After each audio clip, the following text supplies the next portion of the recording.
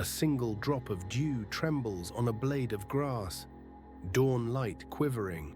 Suddenly, the earth itself seems to inhale, swelling before a deafening exhale. From the Kaurava camp, a tidal wave of bronze and skin roars awake. Conches blare like wounded bulls, their spiral breath ripping through morning mist. Kettle drums boom, ribs of giant calfskins thundering against human hearts. Cow horns and tabors weave a net of sound meant to snare courage itself. This is not music. It is intimidation sculpted in noise, fear forged into sound. The Gita calls this moment, pointing to the clash between matter's volume and soul's quiet. Sanjaya, narrating to blind King Dhritarashtra, paints every blast into words. Dhritarashtra cannot see, yet he hears.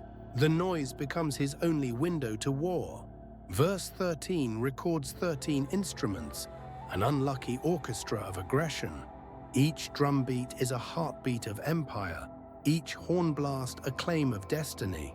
Sanskrit names these sounds: Shankha, Dundubi, Beri, Mridanga, Panaha. Shankha, conch, once calmed oceans. Here it stirs terror in human hearts. Dundubi, kettle drum, echoes the cosmic heartbeat, now weaponized for war. Beri, cow horn, low and ominous, like time itself groaning under karma's weight. Mridanga, tabor, quick and playful, yet here it chatters like bones of the future. Pataha, barrel drum, once summoned rain, now it summons rivers of blood. Together they form a sound mandala, a circle meant to trap the spirit. But the Gita reminds, outer noise cannot drown inner silence unless we grant it power.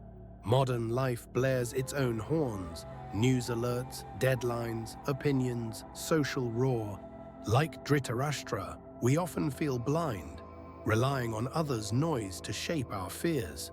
The verse invites us to become listeners, not echo chambers, to hear beyond the blast.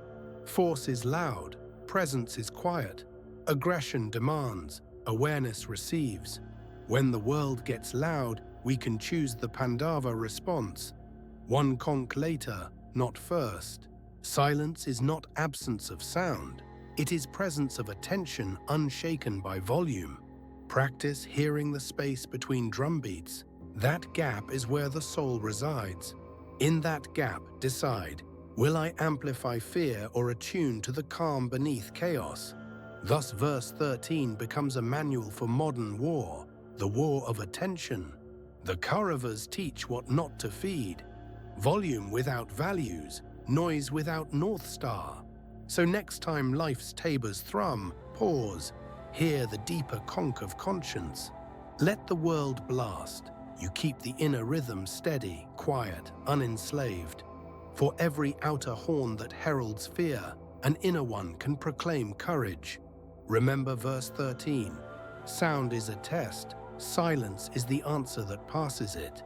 Hold that silence, and even surrounded by Kauravas, you stand unshaken. The Gita's first roar ends here. Its next lesson will whisper between clashing swords.